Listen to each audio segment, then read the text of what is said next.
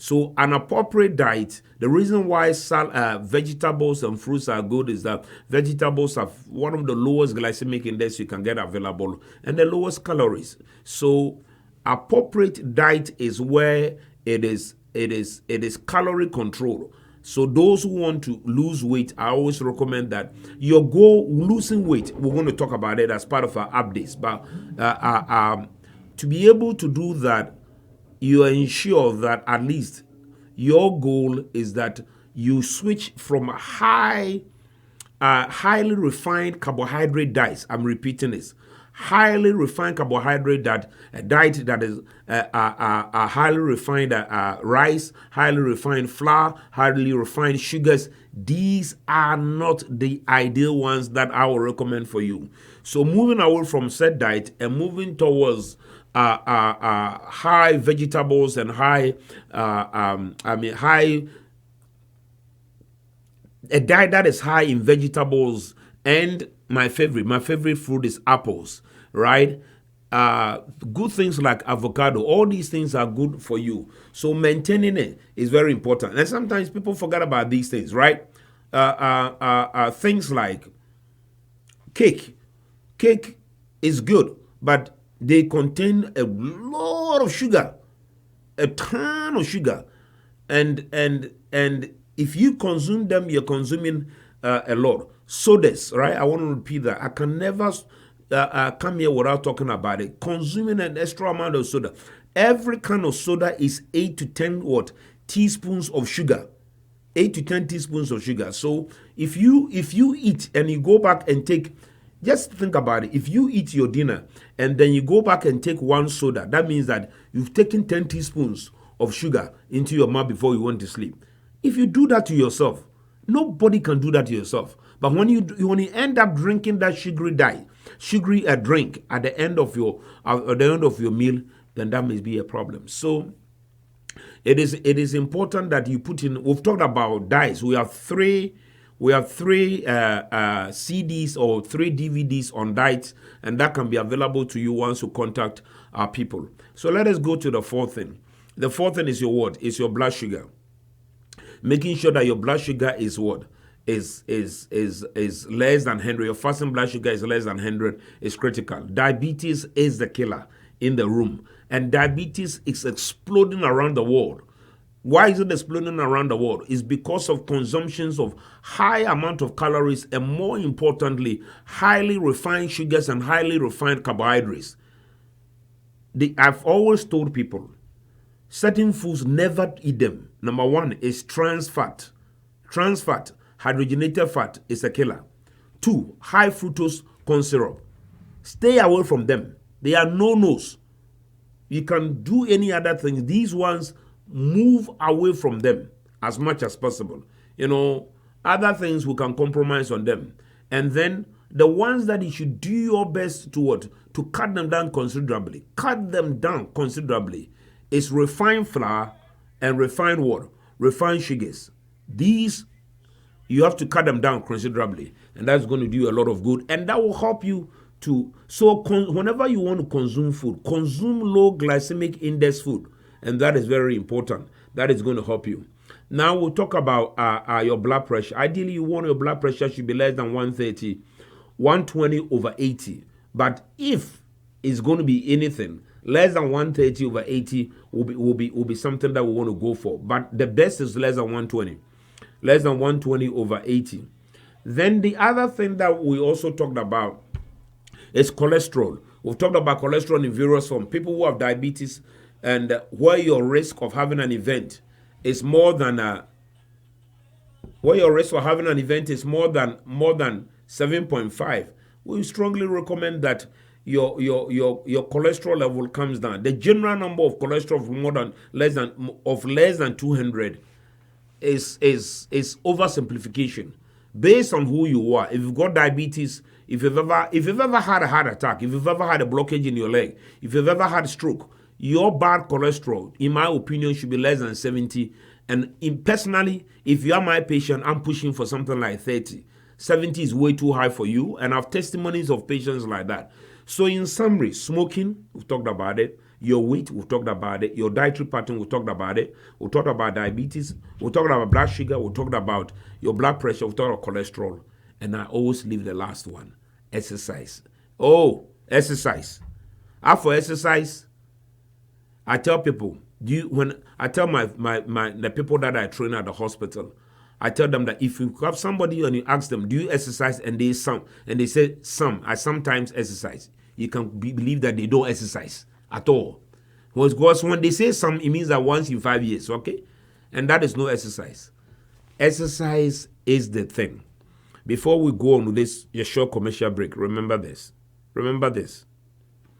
If you decide to maintain your weight just by consuming the protein shakes and all the people, just by all the things I've told you in terms of changing your diet, your success rate in losing weight and maintaining your weight is 10%.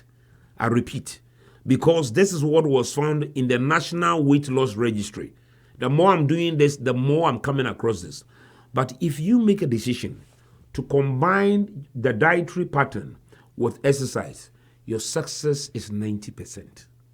So the 90-10 rule is, so don't believe that consuming the protein bars will make you lose weight. You may lose. Don't believe in detoxing. If a detox gives you all more diarrhea, and when you get more diarrhea, you lose weight. Okay? These are not the things here. Combine exercise with a dietary pattern that we've talked about. And when you are able to do that, we don't guarantee anything in the world. But I've shown you the evidence out there. You will be sure, you can be sure of this, that you will join the club of the 90s rather than staying with the club of the 10s in terms of your success rate. This is Healthy Heart. This is Dr. Isaac Opoku Asare. And thank you for joining me. We'll go for a short commercial break. And we'll come back with an interesting news session that we're going to introduce. And I believe that you're going to like it. Also, send us your questions at this very early stage of the show so that we'll be able to answer them and not rush through them at the end of our session. Please don't touch the dial, and we'll come back in a few minutes. Thank you. Welcome to Zenith Christ Family Chapel. The Bible says in Jeremiah chapter 3 verse 15, "And I will give you shepherds according to my heart, who will feed you with knowledge and understanding." This month, Dr. Isaac Opoku Asare has personally selected a few of his messages as gifts for you. When God calls you, or if God is calling you, God is not calling you because you don't have something to do. Anybody that God is calling, He's not calling you because you've lost your purpose in life. But God calls you from what you are doing to a higher ground. Request copies of these messages at www.zenithchapel.org and we will gladly ship them to you. It is Dr. Isaac Opoku Asare's wish that you will build a library of these messages so you can listen to them when you need direction in all areas of your personal life. Pastor Isaac and Jennifer are praying that in this year, God will bless you abundantly so that in all things and at all times, having all that you need, you will abound in every good work. You are the head and not the tail, above only and never below. God richly bless you for your generous support to this ministry.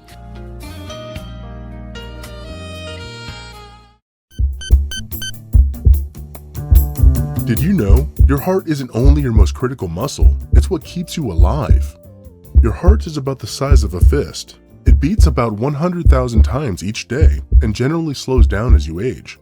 I'm sure that you already know that depression, excessive sitting, smoking, lack of exercise, and a host of other things will generally increase the risk of a heart attack. My name is Dr. Isaac Opoku Asare. I am an interventional cardiologist. Make a date with me on Tuesdays and Saturdays at 6 p.m. on Zoe Radio as we discuss how to keep your heart healthy. Call or send me your questions at 301-221-5727 during the show, and I'm ready to answer them.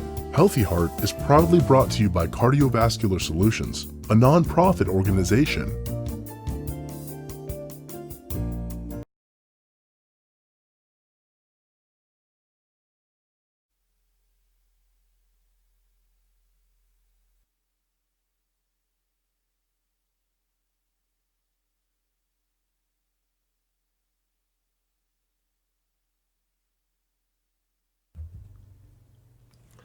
Welcome again to Healthy Heart. This is Dr. Isaac Opoku Asare. And we want to change our session a little bit to make it more interesting based on the feedback. So every day we'll be talking about a new publication, that especially a publication about preventive cardiovascular health that is going to help you. And last week in the American College of Cardiology, I'm a strongly evidence-based doctor, in that I want to make sure that what I'm telling you, I can point you to the literature for you to be able to go and read it.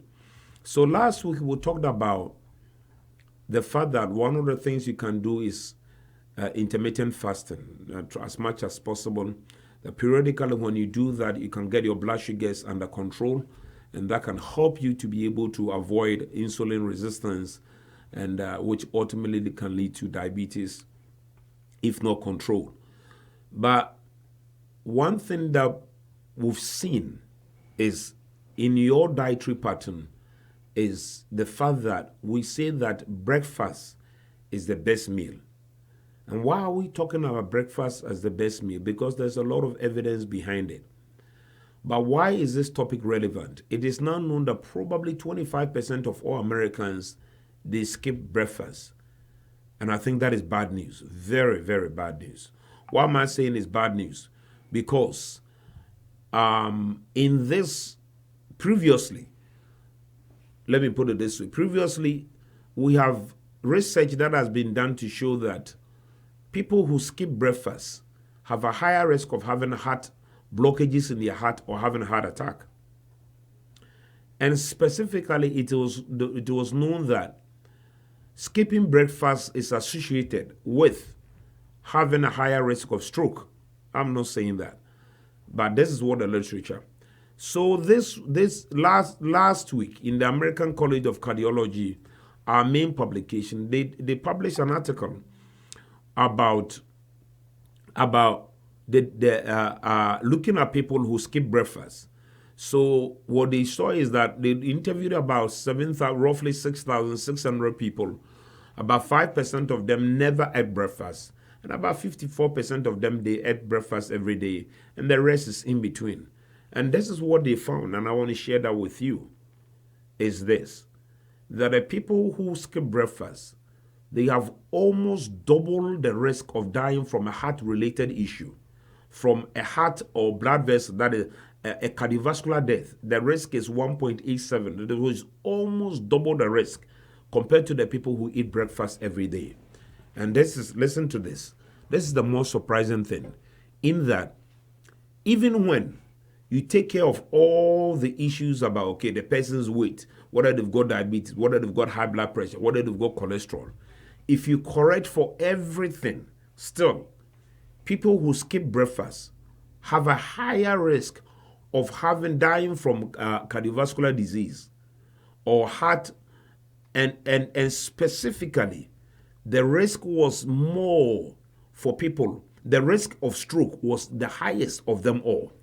So we are not saying that, based on the kind of trial that was published, we are not saying that if you skip breakfast, you're going to get this. We are not establishing causality, but we are establishing an association that for one reason or the other, people who skip breakfast have a higher risk of having heart-related problems. And this is very important. Why is it important? Because in our previous discussion, in talking about dietary patterns, we said that eat like a king in the morning, right? So eat your best food in the morning. Very important. And then eat slightly lesser in the afternoon, and eat like a pauper at what? In the evening.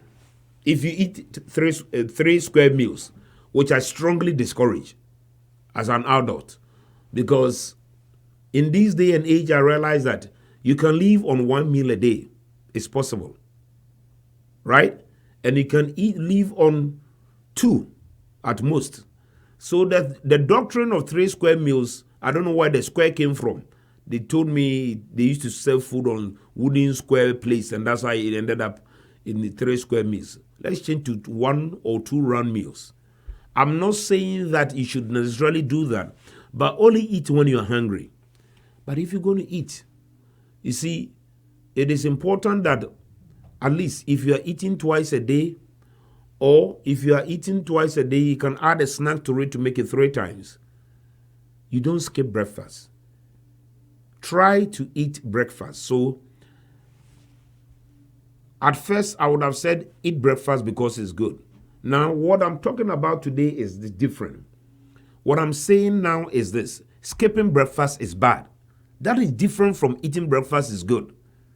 So you could have chosen, without this particular information that I'm sharing with you, I would have said, okay, not eating breakfast is a choice, right? But if you eat it, that would have been good. Now we know that skipping breakfast is not good. And a lot of people, because of our lifestyle, we run away from eating breakfast because of work and other things. Why are you going on to do work, rushing to do work, and in the long run get a problem and get a stroke? It's not a good idea. So now we know that it is not good to skip breakfast. And it is believed that people who skip breakfast actually end up being overweight. I always thought that it's people who eat high dinner. I mean high calorie dinner. That is what I've known in my experience. But now this particular data showed that the people who skip breakfast are the people who have more diabetes. You'll be surprised. Are the people who have more problems with their high blood pressure. Are the people who have more problems with their weight. The obese and all those things is tied to people that are skipping breakfast. We do not completely understand the mechanism behind skipping breakfast leading to diabetes and other things.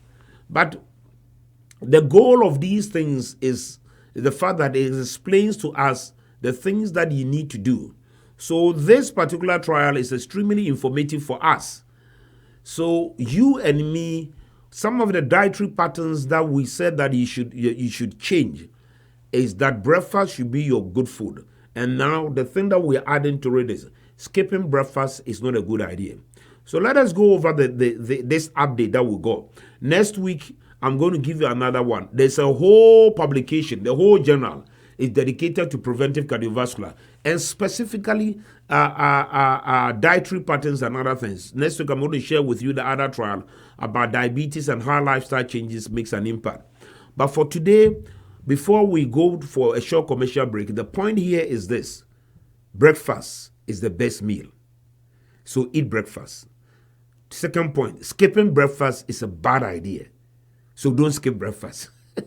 Number 3, weigh yourself every day. Number 4, try to ensure that your diet contains good amount of vegetables.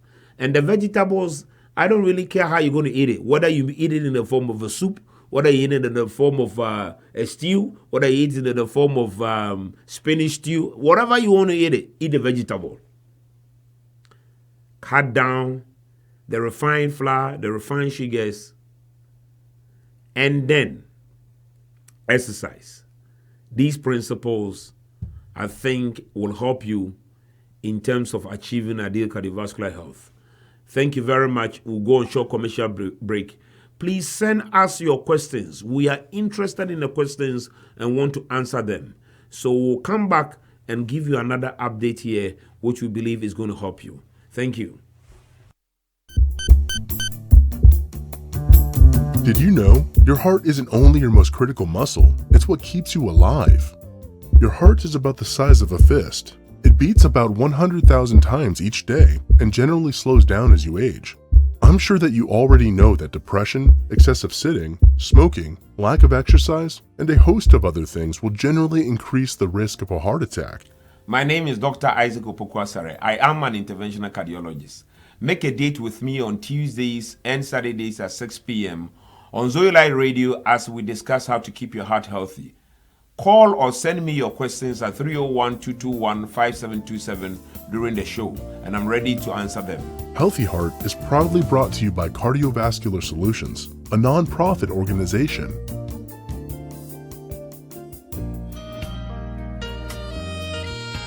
Welcome to Zenith Christ Family Chapel. The Bible says in Jeremiah chapter 3 verse 15, "And I will give you shepherds according to my heart, who will feed you with knowledge and understanding." This month, Dr. Isaac Opoku Asare has personally selected a few of his messages as gifts for you. When God calls you, or if God is calling you, God is not calling you because you don't have something to do. Anybody that God is calling, He's not calling you because you've lost your purpose in life. But God calls you from what you are doing to a higher ground.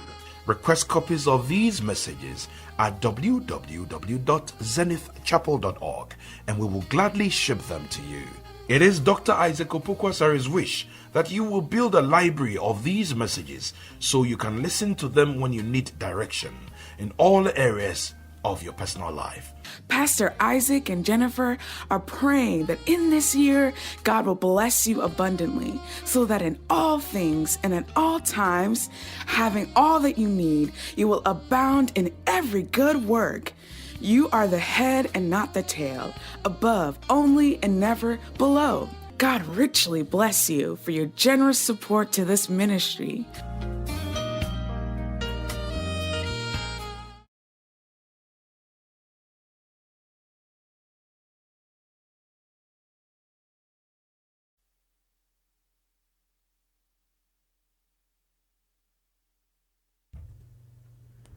Welcome to Healthy Heart. This is Dr. Isaac Opoku Asare.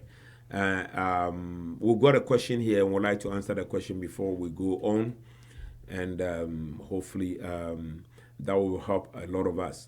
It says this: Good evening, Doc. With the work I do, I leave very early in the morning, so I'm not able to eat anything till lunch. Is that a bad practice? My dear, I love you. But the answer is yes, bad practice.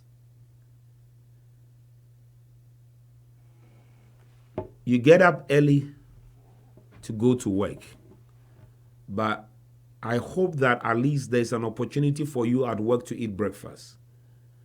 And if it's not, then eat something little before you go. I would have loved to say that, okay, the study showed that if you are busy, then it will not affect you. No. Whether you are busy or not, whether you are busy or not, skipping breakfast is not a good idea. So it is important that you do, at least based on this data. And it's very surprising because of how people who skip breakfast tend to have all the bad things in terms of cardiovascular health, the diabetes, the weight, and all those things. So I would encourage you. I mean, I'm not somebody, people call themselves, I'm a lunch person, I'm a this person. I'll tell you that I'm not a breakfast person at all. So, but because of this, since I started doing this about 9 years ago, and over the last year since I did it on a more regular basis, I have trained myself now to eat something before I go out, and I've really seen the difference in me. So I believe that either you eat something, and the point is this: if you know you're going out to work, my dear, it's important. But if your body breaks down, you can't do that work again. So the first thing you need to protect is the body. And that is why you need to be able to fuel the body appropriately for the body to be able to move on, So irrespective of whether you lose weight or not, skipping breakfast is an independent risk factor for cardiovascular disease. And whereas if you eat breakfast, there is a benefit to your cardiovascular health. So that is why it is important, And what is worrisome here in this particular study is the incidence of strokes in people who avoid breakfast. I don't know why. We don't completely understand it, but that's what we do. We do studies in cardiology and in medicine. So, in particular, the thing of all the cardiovascular outcomes that was worst was stroke. So it is important that you make the appropriate changes for you. Okay, there's another question that I've got over here, and I want to go to the question. It says this: grateful for this program. Thank you very much. Me and my producer are grateful to everybody that's sending your questions. Is it advisable to eat heavy in the morning? I am asking this question because anytime I eat heavy in the morning, I sleep on the job. Okay, that is an excellent question. So we'll say this: eating heavy is a bad idea. Eat, but not heavy. Okay? And I always tell people that the concept here is breakfast is the best food. There's no doubt about it. If you're going to eat, I will say eat breakfast. But once again, the idea is energy balance. So I'm not fully clear about the meaning of the word heavy. You can send us another question to clarify your question about heavy. Does heavy means 3 bagels and 2 eggs plus bacon plus sausage? So what is your definition of heavy? I'm telling you this because I know somebody who I saw the person going to eat breakfast, and it was three bagels. 3 bagels. And I have to, when we go on a short break, I'm going to ask my producer to give me the information of the average amount of calorie for a bagel. And remember this, if it's not a wheat bagel, it is what? If it's not a wheat or a whole grain bagel, the glycemic index is through the roof. But if it's breakfast, people will give you the opportunity. So you need to define what we mean by heavy, right? But I will say this, eat breakfast and feel full. That's all. There is a difference in eating. Most of us, when we eat, that you go through the first stage of full, but you want to be satisfied. The food is good. Why should I leave all this food to go? I don't want to waste food. That's how my mother trained me, right? But we live in a different economy here, where it's not a question of food, it's excess food. Some of us grew up in a place where food was scarce, but we've now come into an environment where food is abundant. And that idea of letting the food go is a problem. So I will say this, eat breakfast, but don't eat heavy. That is not a good idea. And I'm going to put in something that is controversial. People talk about coffee, right? If you drink coffee, coffee is not a bad idea at all. Actually, this was published in New England Journal, that drinking coffee, because my goal here is to dissuade certain myths that are out there. There's a whole lot of myth about coffee, right? Actually, it was published in New England Journal. Anything that I say, I want to give you where my reference is coming from, because I'm an assistant professor in university, and I'm teaching people who are learning from me. And my goal is to be able to give them the information. So coffee is not a bad idea. If you drink coffee and your heart rate goes fast, then I'll tell you to back off from that. But apart from coffee, there's caffeine that is found in a lot of drinks, and that is where the problem comes from. Apart from drinking coffee, people drink a lot of. If you drink coffee and you drink sodas that contain caffeine, you are increasing your caffeine content. So the issue here is excessive caffeine and not coffee. Coffee has been given a bad name, but that is not. Why am I saying this? In my life, I take a cup of coffee every day, 1 cup. And in the afternoon, I take decaf. And generally it's decaf, because what people do not understand, and I'm going to give a lecture on this because I'm digressing a little bit, is for somebody like you, if you know that you can add coffee to what you do, if you don't have any medical condition that is going to cause your heart rate to go up, then under that condition, that will keep you awake. And drinking at least a cup of coffee is not a bad idea. Actually, the trials show that the best is around 2. And everything I'm saying, I'm quoting literature. You can go and look at New England Journal of Medicine. That is the #1 medical journal in the United States and probably in the world when we talk about medical journal. And that is where we have our information from. So sometimes don't eat heavy. That is not good. Just eat full. Enjoy food. That is our goal. But anything that is heavy, too much of anything is bad. So try to eat to full, get the satisfaction, go to work, and be practical. I believe in pragmatism. If you feel you are dozing off, add a cup of coffee. That is good for you. That will keep you awake, help you to go through your work, and that should be fine. So these are the questions. You can send in your questions, and we are ready here to answer them. So today we debunked the coffee myth. We made a distinction between coffee and caffeine. How many, we're going to ask this question, and I hope we'll be able to, I know most of you are going to Google it. So somebody is going to get the answer.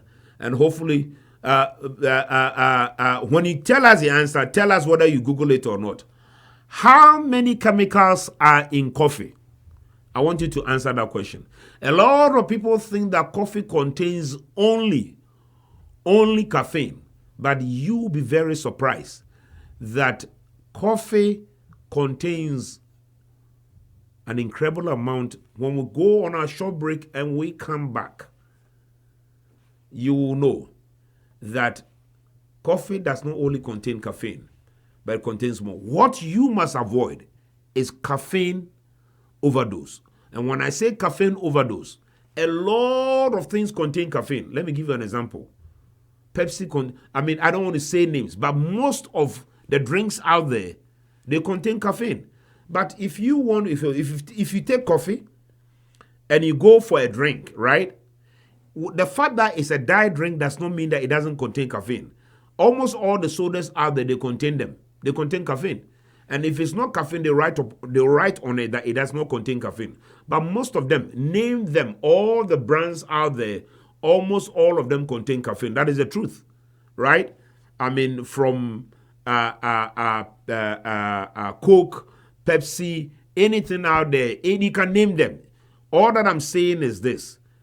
If you drink coffee and you drink all these things, and the energy drinks out there, most of the energy drinks, the reason why they give you energy is that they have an extremely high content.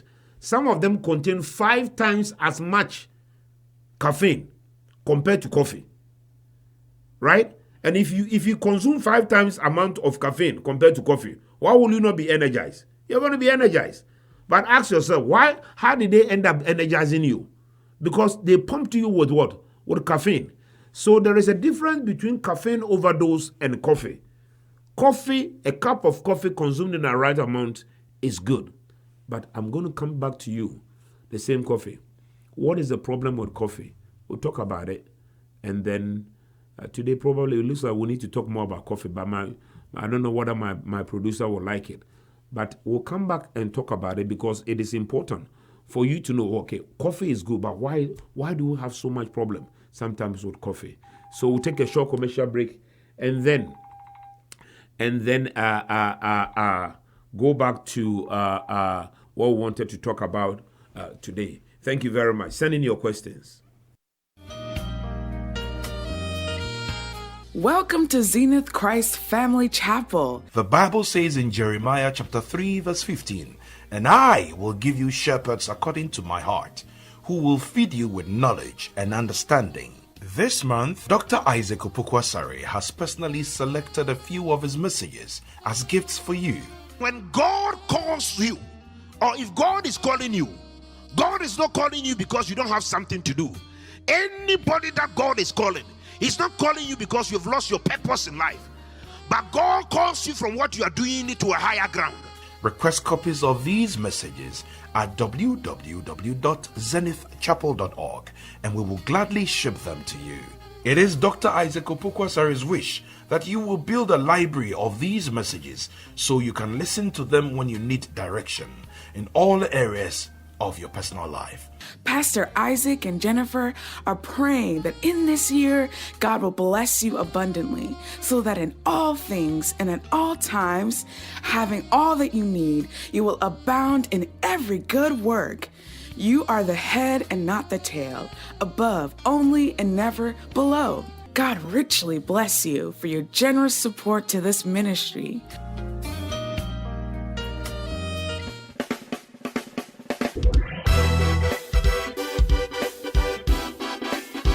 Wake up every morning to great insight and information on the greatest mid-morning show in the DMV community from 10 a.m. Eastern Standard Time to 12 noon right here on Zoe Light Radio with segments like Christian entertainment news, discussion and prayer hour. Don't touch that dial. This is Zoe Light Radio.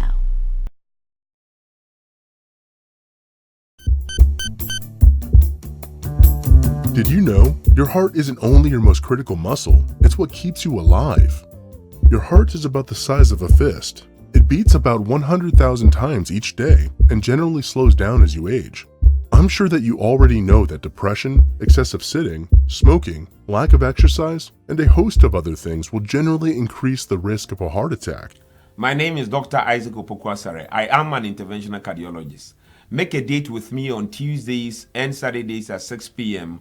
on Zoe Light Radio as we discuss how to keep your heart healthy. Call or send me your questions at 301-221-5727 during the show, and I'm ready to answer them. Healthy Heart is proudly brought to you by Cardiovascular Solutions, a non-profit organization.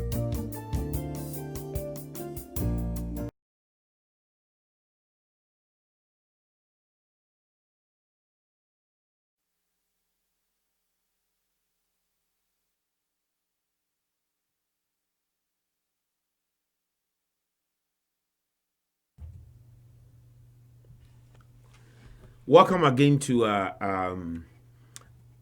Healthy Heart. This is Dr. Isaac Opoku Asare. So we asked a question: how many chemicals is in coffee? I hope you got the answer. We'll give it to you at the end of our show.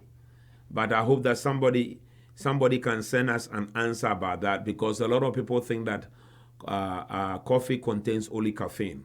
But you'll be surprised. I just want somebody to sort of give us a guess over here about how many chemicals are in coffee. You will be very surprised about. And all those things apart from caffeine probably is the result. But let me talk about it before we go on to what we want to discuss here. Our time is fast spent. The problem with coffee here is sugar, right? Coffee is bitter. And sugar, it takes a lot of sugar for coffee to taste sweet. So if you are somebody that is interested in sweet coffee, therein lies the problem. I'm using this example because coffee is almost in the same group as tea. We'll talk about the benefits. People have talked about the benefits of tea all over. As much as possible, tea is good. But I just recently realized that a cup of tea contains 73 grams of sugar, sweet tea. So for tea to be sweet, what are we talking about? We're talking about how many teaspoons of sugar. We're talking about a minimum of 25 teaspoons of sugar. So if you drink 1 cup, and in America, small in America can be different. I went to a movie theater recently, and my daughter ordered small drink. I mean, the drink, or he ordered small Coke. That small will be considered grandmaster in Ghana, another country, right? Not knowing that the small has been increasing in size. So the normal size sweet tea contains a ton of sugar, as much as 25 teaspoons of sugar. That is something you need to know. But coffee is bitter than tea. So for your coffee to taste sweet, if you're interested in sweet coffee, you have to put in a considerable amount of sugar, because refined sugars, you need a lot of them, and that can lead to you having a problem. I can guarantee, and I can tell you that a lifestyle of trying to consistently make your coffee taste sweet will buy you diabetes. This is a guarantee. You don't guarantee things in life, but this is one of them.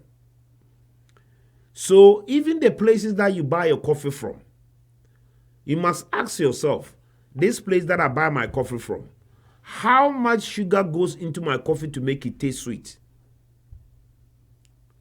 If you are prepared that you can get your coffee and put in 1 sugar, teaspoon, 1 or 2, and no matter how it tastes, you're going to drink it, then you're better off. because beneath the coffee lies a danger which you need to be cognizant of. And that is the amount of sugar you need to put into the coffee for it to taste sweet. And that is the problem. So let me give you an example. A lot of people think that milk doesn't contain sugar. When you go home today, those who have milk, I want you to take your milk out and look at how much sugar is in it. A serving of milk, I'm repeating this, generally contains 23 grams of sugar. You'll be surprised. A serving of milk. So, and if you consume a serving of chocolate milk, most chocolate milk contains 35 grams of sugar. So calculate the teaspoons. So that is why for people who want the coffee to taste sweet, I prepare my coffee with a cup of milk every day. So when I do that, then the amount of sugar that I need to put in is next to nothing. And I've done that. I realized that when I put the coffee into my cup of milk, I don't need to add any more sugar because I'm already consuming 23 grams of sugar. This is the reason why diabetes is rampant across the country. And that is why I'm telling you that I consume lactose-free milk. And on my lactose-free milk that I consume, it contains 23 grams.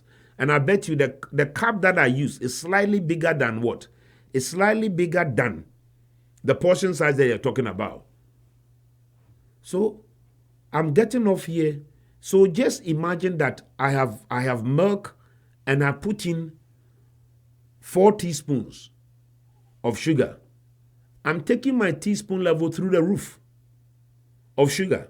And that is why people who consume 4 or 5 cups of what? Of coffee, and they want to make the coffee sweet, you may end up in the day consuming around 50 teaspoons of sugar without realizing it, because you want the coffee to taste sweet. So your goal is this: get the coffee, put in the amount of sugar you want, and that will be good. Get the tea, put in the amount of sugar you want, and that will be good. So that you get the benefits of the tea and you get the benefits of the coffee that you're looking for, rather than making the sugar take away all the benefits of the coffee that you've had. Because why am I bringing this issue up? Coffee is one of the most commonest things consumed. And if we're going to talk about dietary patterns, it is important. I know somebody who loves a particular type of coffee from a particular chain. And one day I sat a person down and I said, do you know how much sugar is in this coffee that you're drinking? He didn't know. And I said, I went to a show and there was this woman who had put all the type of sugar that is in the various coffee chains in this country. And one particular brand of coffee that people love a lot sometimes in certain places, the amount of sugar that coffee contains was almost 3 times, even to the next coffee chain that was selling coffee of the same amount. So be careful about that, and make sure that you don't do anything that will jeopardize. There's another question that I've got over here, and I want to take this. He said, Doc, when I take coffee, I feel dizzy and restless. What does it mean? So that is an excellent question. So he says, most of the time, if you feel dizzy and restless in most of these things, that means you are somebody that you are a little bit intolerant of coffee, and it will not be only the coffee. It may be the caffeine component of the coffee that you're intolerant of. I will recommend that in this situation, check your heart rate. Most of the time, your heart rate is very high from the coffee, and that is why you may be feeling dizzy. And such a person, I will not recommend coffee for you. But not only coffee. But in this situation, I will tell you that be very careful about energy drinks, because most of the energy drinks may contain even a higher amount of caffeine, which can cause you to collapse in such a circumstance if it is the caffeine that is causing that. I told you, some of the energy drinks that are out there, they contain a minimum of 5 times the amount of caffeine that you can find in coffee. So that is why it is important that not only should you stay away from coffee in such a situation if it's giving you problems, but you may have to also stay away from those energy drinks that are out there that contains a higher amount of caffeine. We've got another excellent question here. He said, just yesterday I was in a hurry to work, so I took a cup of coffee with milk, but I was hyper the whole day. So please, why? Excellent question. I knew talking about coffee will bring in questions. Okay. I'm not sure which component of it made you hyper, but to ensure that it is not a stressful situation or not, because there are a lot of myths, about coffee can make you jittery. There's no doubt about it. But in terms of it making you hyper, that is a whole new ball game. So I would say that if it is the coffee that made you hyper, then try soda should make you, Coke should make you that, because Coke also contains caffeine. If the caffeine component is doing that, it is important for us to make sure that we don't blame coffee for the things that people are out there talking about it. And that is why I said clearly that it is published in the New England Journal, which is the #1 article in the world. At least a cup of it should be good. So in such circumstance, if it was the coffee that made you hyper, then if you drink Coke, Pepsi, or any caffeinated drink, then it should be hyper. And if it's not, then you should not blame the coffee for that, because it contains caffeine, and the other ones should also be able to do that. Okay, Charlotte from Laurel, he said, my boy drinks 7 cups of coffee at least once a day, that I can count before the day ends, and she's constantly on our neck. She doesn't sit at all for us to even have peace of mind. Is it the result of coffee? That's why she's restless, or is able to go through the whole day without sitting? I tell you this is very bad. Thank you, Charlotte, for this question. I believe very much that this person is a coffee addict. This is the definition of coffee addict. I personally used to drink 3 or 4 cups of coffee, and I started having all the signs of coffee addiction or caffeine. A lot of people, as I said, caffeine is the main problem. So this person that is drinking 7 cups of coffee, his problem is coming from hyper caffeine in his system, too much caffeine, and he's now addicted to coffee, and he needs somebody to help him. I needed to come out of drinking 4 cups of coffee and coming down to 1 a day, and sometimes I do the decaf in the afternoon. So this person's restlessness, how do you know that this person has coffee addiction? If he doesn't drink the coffee, this person will be jittery, this person will be sweating, this person will be uncomfortable. So clearly, 7 cups of coffee is a very bad idea. As I said, the number at most should be 2. And that is what the trial showed. The greatest benefit is around 2 cups of coffee a day. That is the maximum. That's what I will recommend. And I'm not recommending that based upon my experience, but on the fact that that's what the trial showed. And after the trial came out, it was very difficult for me to move away from drinking at least 4 cups of coffee. I needed to step it down slowly. And so anybody who drinks more than 2 cups of coffee and you want to come down, there's not something that after this talk, you decide that I'm not going to drink coffee again. You're going to suffer in a way that you've never seen before. So your goal, let us talk about it. Your goal is to start cutting it down. So if you take 4, then you go to about 3.5. That is, you do half and half. Then gradually. So what I tell these people is that you mix it with decaf, and gradually you come down, and gradually, and then you end up with a cup of coffee a day, which is great and is good. And then finally, if you can take just only once a day, then you should be fine. So your boss is clearly suffering from coffee addiction. He needs somebody to help him. You cannot go on like this forever. It is going to be a problem for him one way or the other. And the consequences is very bad. Let me make you understand. You should never take chemical to make you work. It's a bad idea. And when you take 7 cups of coffee to keep you going, then it is not good. Why? Because if you sleep well, you will regain the energy to be able to do the things that you need to do. Most of these people, their problem is coming from sleep. 7 cups of coffee will make you get up in the night to pee all night. And you get up in the day very tired. Most of these people that drink 7 cups of coffee, they are in what we call a vicious cycle. They don't get good sleep. They get up in the morning, they are tired, they take coffee. and around 10 o'clock, the tiredness come back, they take another coffee. You know why they need to do that? Coffee lasts you for about 4 hours. And every 4 hours, they will need coffee to keep them going. It destroys their sleep pattern, and at the end of the day, it leads to worse cardiovascular health. So coffee is like tea. It's important.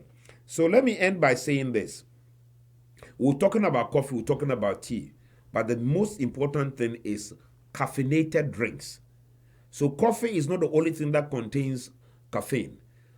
A lot of the drinks out there, and the biggest of them all is the energy drinks, which you must do all you can to limit it considerably so that you don't get too much caffeine in your system. How many chemicals are in coffee? I hope somebody sends us the answer. We're not going to give this an assignment for you. Send us the answer about how many chemicals are in coffee. You will be surprised about how many chemicals are in coffee. I hope somebody will send us the answer. Thank you very much, everybody, for listening tonight. We've talked about something that affects, I guess, most people. And I will strongly encourage you to invite other people to join us. And I also would like you to send us questions you would like us to discuss. We don't want to be telling you what we think. We want to tell you what you are interested in. So send us the various topics that you want us to discuss over here. And we'll bring in the experts to come here and join me so that we can give you the best information out there. Remember, the heart is the most important system. All the conditions put together, cardiovascular health is number one. And by listening to this program, you are taking a good step towards good cardiovascular health. Thank you very much. This has been Healthy Heart. This has been Dr. Isaac Opoku Asare. Good night.